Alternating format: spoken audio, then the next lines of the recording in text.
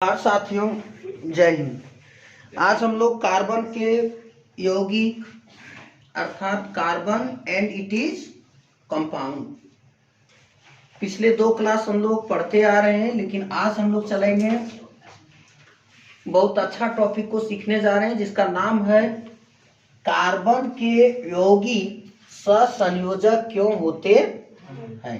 Carbon के यौगिक सहसंयोजक क्यों होते हैं। कार्बन के बारे में हम लोग शुरू में ही सीख चुके थे। कल की क्लास में क्या सीखे थे? सहसंयोजक यानी साथ में जाकर के जुड़ जाता है या फिर ये किसी दूसरे कार्बन के परमाणु से इलेक्ट्रॉन को साझा करता है, तो उसको क्या कहते हैं? सहसंयोजक बंधन। ये 3 प्रकार के थे। सहसंयोजक बंधन के कितने प्रकार थे? 3 प्रकार थे। तो देख रहे हैं कि जितना भी सहसंयोजक ये बनाता है सब कार्बन के साथ ही बनाता है। इसीलिए एक क्वेश्चन बन जाता है जो एग्जाम के दृष्टिकोण से क्या है, बहुत महत्वपूर्ण है कि कार्बन के यौगिक सहसंयोजक क्यों होते हैं।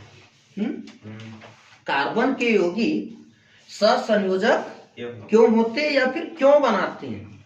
दूसरे या धातु या दूसरे तत्व के साथ ऐसा सहसंयोजक बंधन क्यों नहीं होते हैं, तो इसी पर हम लोग आज चर्चा करेंगे। देखो, कार्बन एक अधातु है। कार्बन क्या चीज है? एक अधातु है जिसकी परमाणु संख्या 6 होता है। अतः इसका इलेक्ट्रॉनिक विन्यास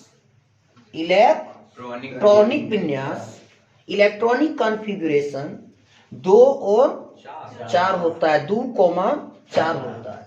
अतः इसे अष्टक पूरा करने के लिए 4 इलेक्ट्रॉन की आवश्यकता होती है। यहाँ पे जरा ध्यान देगा, ये हो गया तुम्हारा के कक्षा और ये हो गया एल कक्षा। एल में कितना इलेक्ट्रॉन रह सकता है? 8। बट यहाँ कितना है? 4 है। तो ये क्या करता है? ये रासायनिक ये जो है सो अपने आप में कक्षा को पूरा करना चाहता है। तो ये 4 है और 8 करना चाहता है, तो ये क्या करेगा? किसी दूसरे से साझा करेगा।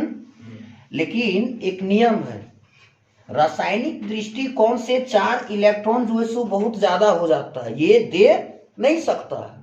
ये क्या दे नहीं सकता। ये क्या करता है? ये साझा करेगा, यानी किसी दूसरे से ये ले लेगा। तो अतः इसे अष्टक पूरा करने के लिए, ये 8 को पूरा करने के लिए 4 इलेक्ट्रॉन की आवश्यकता होती है। 4 है और 8 पूरा करना है, कितना इलेक्ट्रॉन को इसको चाहिए? 4 इलेक्ट्रॉन चाहिए। क्या चीज पूरा करने के लिए? अष्टक पूरा करने के लिए। तो 4 इलेक्ट्रॉन ग्रहण करना या त्यागना। ग्रहण करना या त्यागना। ग्रहण माने लेना, त्याग माने देना। रासायनिक दृष्टिकोण से संभव नहीं है। अतः यह दूसरे परमाणु से 4 इलेक्ट्रॉन का साझा करता है।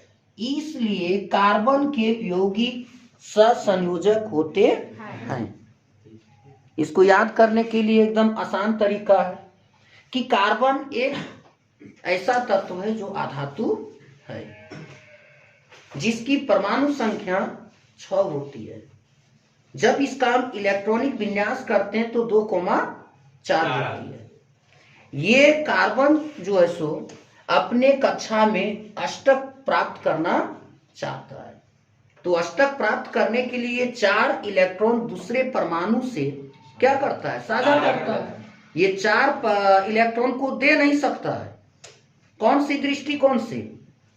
रासायनिक दृष्टिकोण से। एक नियम है, जैसे कम है तो देगा, लेकिन 4 से अधिक या 4 रहे तो ये इस दृष्टिकोण से ये त्याग नहीं कर सकता। ये क्या कर सकता है? दूसरे से साझा कर सकता है। और अष्टक पूरा करने के लिए ही ये कार्बन के यौगिक जो होते हैं सहसंयोजक आवंत बनाते हैं या फिर सहसंयोजक होते हैं। इसको छापो तो यहाँ पे अब दूसरा क्वेश्चन बन जाएगा कि कार्बन के यौगिक अधिक है क्यों। कार्बन के यौगिक अधिक है। क्यों? ये ब्रह्मांड में, ये विश्व में अगर यदि देखा जाए तो सबसे ज्यादा यौगिक किसका मिलेगा? कार्बन का। कार्बन का यौगिक क्यों अधिक मिलेगा? क्योंकि ये सभी के साथ क्या करता है? सहसंयोजक बंधन बना लेता है।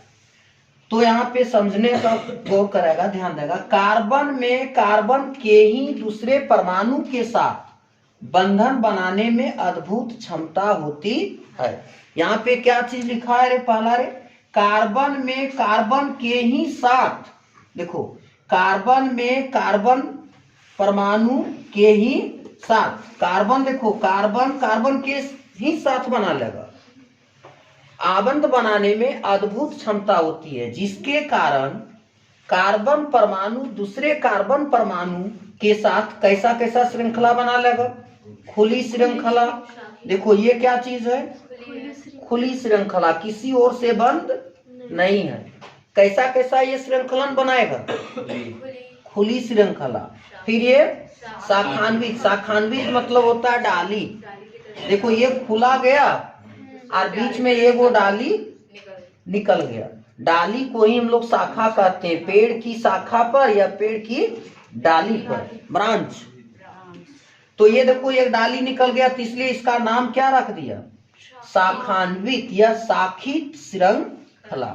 और ये क्या चीज बना लेगा? बंद श्रृंखला। देखो चारों ओर से क्या है? बंद है। यहाँ से यहाँ, यहाँ से यहाँ, यहाँ से यहाँ। तो ये देखो खुली श्रृंखला भी बना सकते हैं कार्बन के यौगिक, शाखान्वित श्रृंखला बना सकते हैं कार्बन के यौगिक, और बंद श्रृंखला भी बना सकते हैं कार्बन के यौगिक। इसीलिए कार्बन के यौगिक क्या है? पूरे प्रचुर मात्रा में है, बहुत एकदम अधिक है। तो कैसे याद रखेगा? याद करना तुम लोग का काम है कि याद करना मास्टरी का काम है?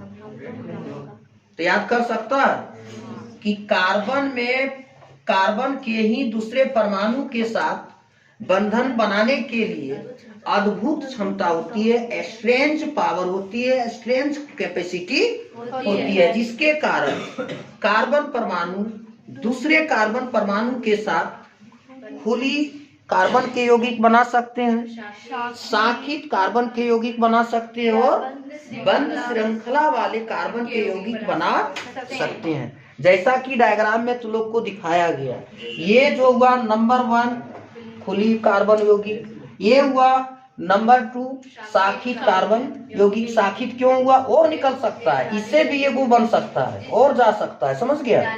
तो ये कार्बन के शाखित यौगिक, यार ये जो हुआ ये बंद श्रृंखला वाले कार्बन के यौगिक हैं। इसीलिए कार्बन के यौगिक प्रकृति में या फिर विश्व में कह सकते हैं कि ये सबसे अधिक है। आगे अब फिर देखो